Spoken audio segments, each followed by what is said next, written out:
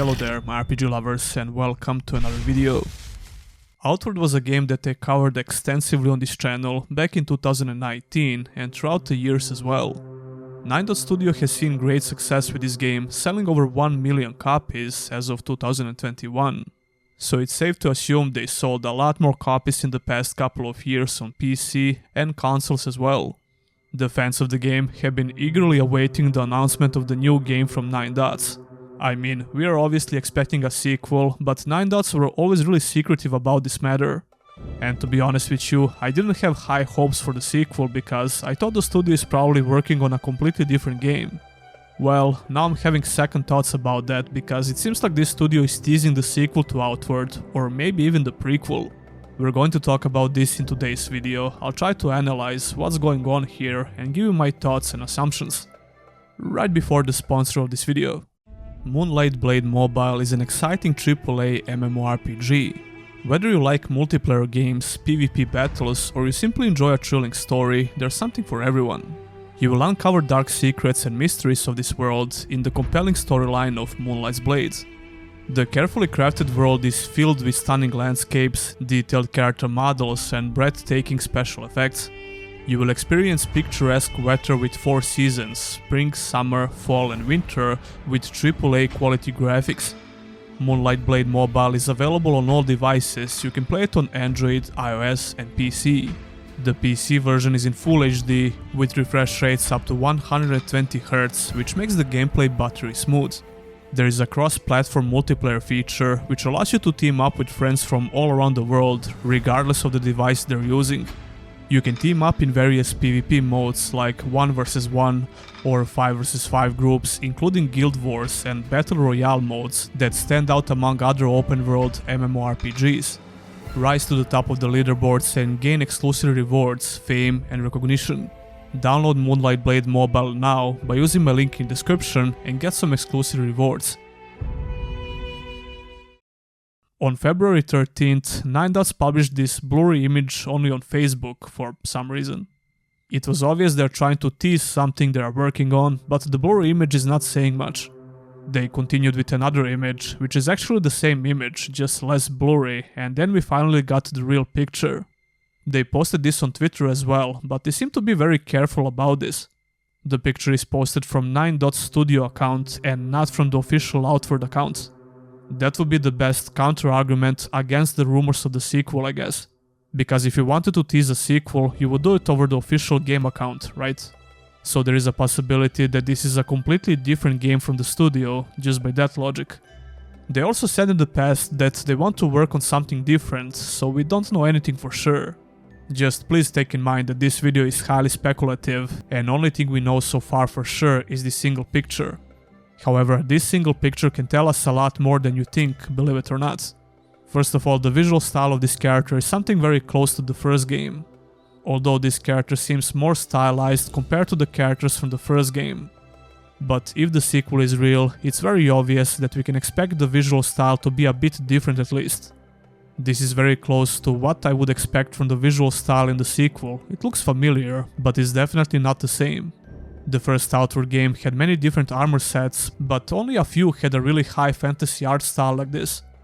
I would say the wolf armor set from the first game is somewhat similar to this style with the glowing eyes. But there were many more armor pieces which also had some similar visual effects. To put it simply, if you told me that this is a screenshot from Outward 2, I would definitely believe you. So who the hell is this guy?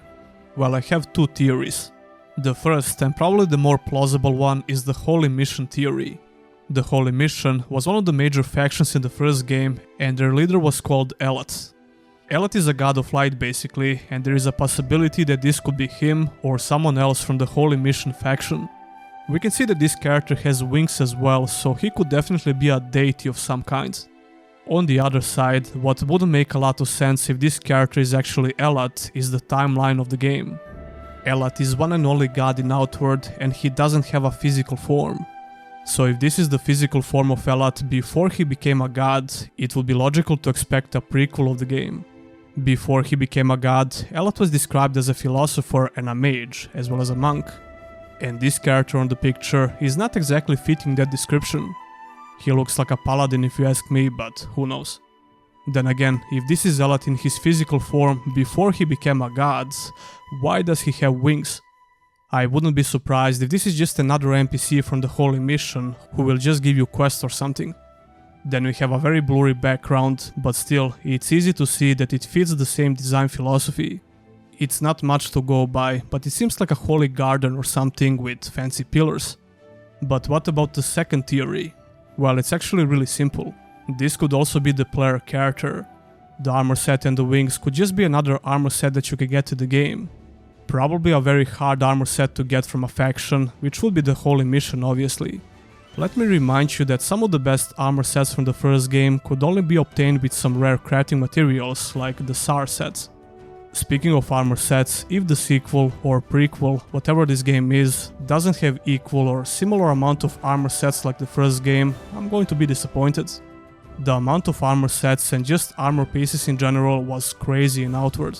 Especially if we consider that 9 Dots didn't have a crazy budget back then. I guess they can do a lot more, or at least the same amount of work with a higher budget and focus on polishing the game as much as possible. The itemization in the game was very good, and it would put many similar games with higher budget to shame. The major part of character progression in Outward was based on the gear you have. So you kinda need to have good quantity of items in the game in order for that to work. Anyway, another reason why this could be a player character is the visual effect that we can see on the ground. This looks like a buff that you can cast on yourself that you perhaps get from the Holy Mission. This visual effect looks very familiar, but I can't quite put my finger on it, probably because it's been a while since I played Outward. I'll do another playthrough soon and probably make an updated review.